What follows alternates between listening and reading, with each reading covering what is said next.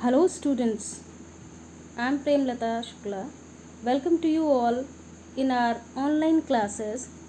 Today I am here with a new topic for class 8th, Ingredients of Modern Industry Part 1, Chapter 3 from Geography. But before starting students, the chapter I want to do a request. Subscribe our channel, press the bell icon for further notifications. Like it and share it among your friends. Now move towards our chapter, that is Ingredients of Modern Industry. So children, first of all, let's understand about industries. Actually, industry is the workplace where process take place by collecting raw material and prepared them into finished or final products in factories on a large scale like textile industries, sugar industries, jute industries, iron and steel industries, etc. Industries are also classified into two parts. You must have read like traditional industries and modern industries. Industries basically we call about traditional industries. Basically these industry is labor intensive. Students, labor intensive means when work is completely done or it is get done by people or it is done by manually like handloom, handicraft, making tiles, bricks, etc. On the other hand, if we talk about modern industries, obviously it also comprises with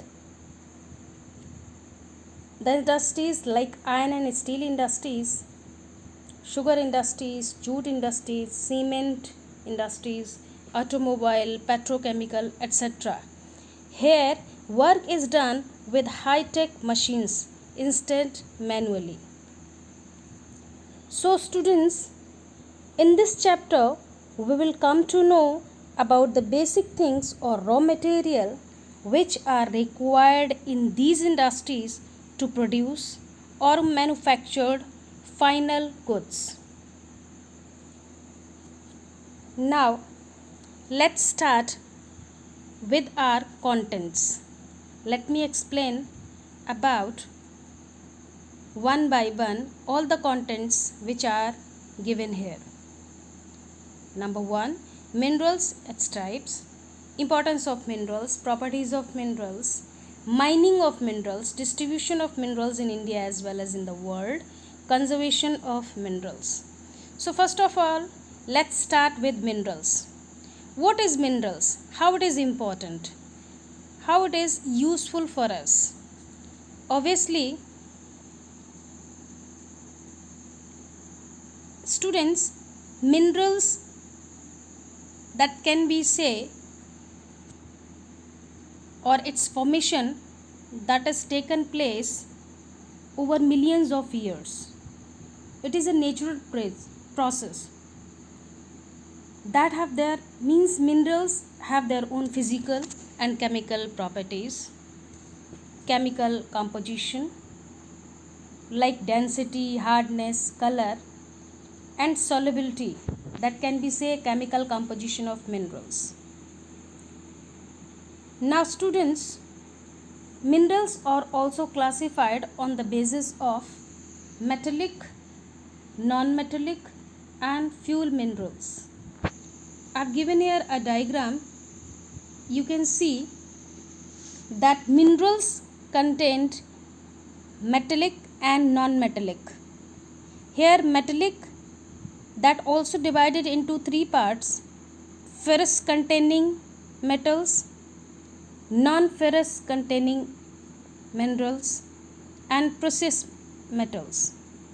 If we talk about ferrous metals, they contain iron like iron ore, manganese, nickel, cobalt, etc.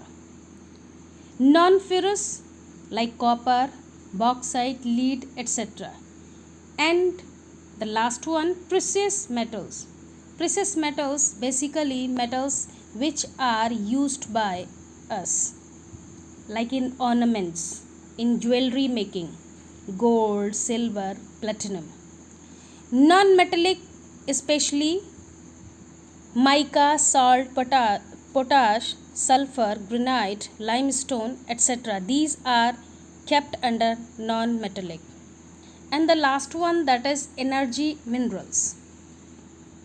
Energy minerals means the minerals which gives us energy, or we can say the energy that is very important for the machines to run the machines, like coal, petroleum, natural gas.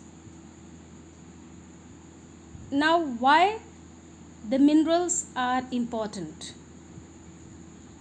Students, minerals can be considered as the backbone of industrial development, because as you know that from morning to till night, even a small pin to a big ship, even a building, all are made from minerals. Railway lines, roads, implements, trains, buses, cars, everything all are manufactured from minerals and run on power resources which derive from earth. Even the food that we eat contain minerals. Students, let me give you a very small example. In the morning, every day you clean your teeth. Toothpaste cleans your teeth, which also contains minerals like limestone, silica, and fluoride. So, in that sense, we can say each and everywhere, directly or indirectly, everywhere, either at home or outside, wherever you are, you always use minerals. It is also used to make machines, defense equipments. Not only that, even it is also used in construction work, means construction of buildings and roads. It also used in for the health of people, for making or manufacturing jewelry, utensils, all and everywhere it is used. Means in all the stages of development, human beings have used minerals for their livelihood. Either it is decoration or any religious or festivities. Now, mining of the minerals. Students, generally used means minerals which occur in thin layers, or we can say in rocks buried under the earth's surface. We cannot extract them, we cannot take them out directly. Even the process of taking them out is called mining. Ores that lie near the surface or simply dug out, this is called quarrying. Ores that lie at shallow depth are known as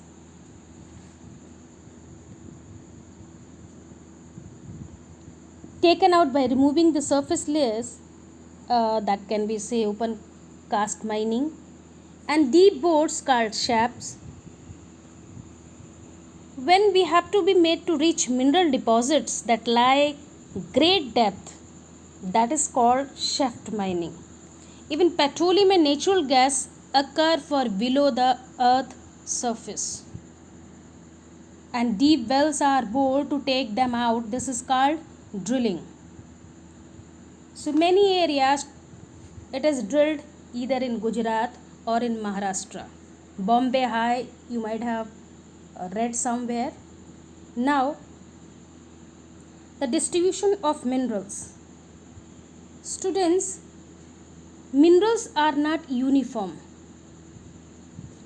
They are not uniformly distributed over the world. They are deposits found at places which are closely related to the landforms and types of rocks found at place, like metallic minerals are found in old plateaus, composed mainly metamorphic and igneous rocks. Non-metals are found in plains and young fold mountains, composed chiefly sedimentary rocks.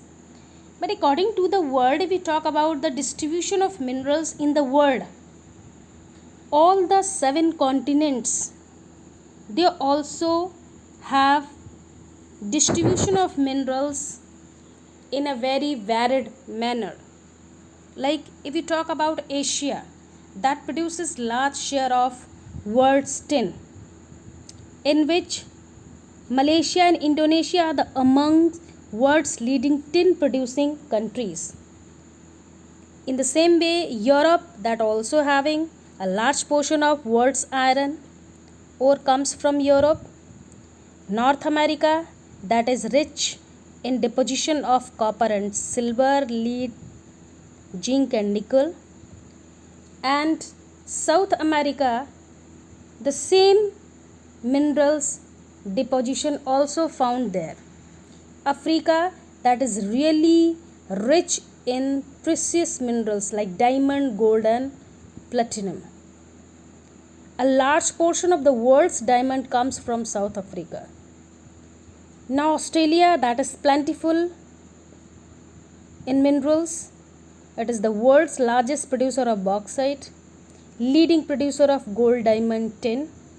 And the last one, Antarctica. It is believed that various minerals like gold, iron and minerals are found buried deep under the Antarctic ice. Now, as we know that minerals are non-renewable resources, means we cannot get it again. If they exhausted once, we cannot get it again.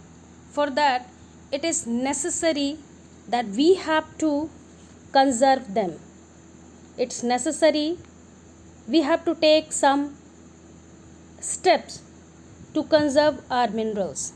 Number 1, improve mining technology, means using improved mining technology so that minerals can be minimized of wastage during extraction. Second one, recycling of metallic minerals, means recycling metallic minerals means like iron, tin, aluminum, etc. They can be reused like discarded objects made of these substances. Third, using cheaper and more abundant alternatives of scarce mineral, means using cheaper and more abundant alternatives of scarce minerals like using aluminum, that is more deposition in India or mineral abundant in India. So obviously in place of copper, a mineral means in electricity or electrical industry that can be used. The last one, identify the areas with good minerals. Undertaking exploration to identify area with good minerals deposits which can be mined at a reasonable cost. Now students, on the basis of explanation of minerals, let's revise the chapter. How minerals are useful for us? Obviously, we have discussed they are very important, indispensable part of our life, because each and everywhere we have to use it, not for a small thing, from a small thing to a huge one, from a small pin to a huge ship, roads, equipments, machines, railway engines, everywhere, even in our life, everywhere we use it. Explain ferrous and non-ferrous metals. Ferrous, that contain iron, non-ferrous, that do not contain. What is ore? It is a raw material extracted from under the earth crust. Types of rocks composed of metals and non-metals. That all we have discussed. metamorphic, igneous, and sedimentary rocks that are found where minerals are found in deposit form. Okay, students, so rest part of this chapter we will continue our next video, part 2. Thank you so much. देखो क्या बना।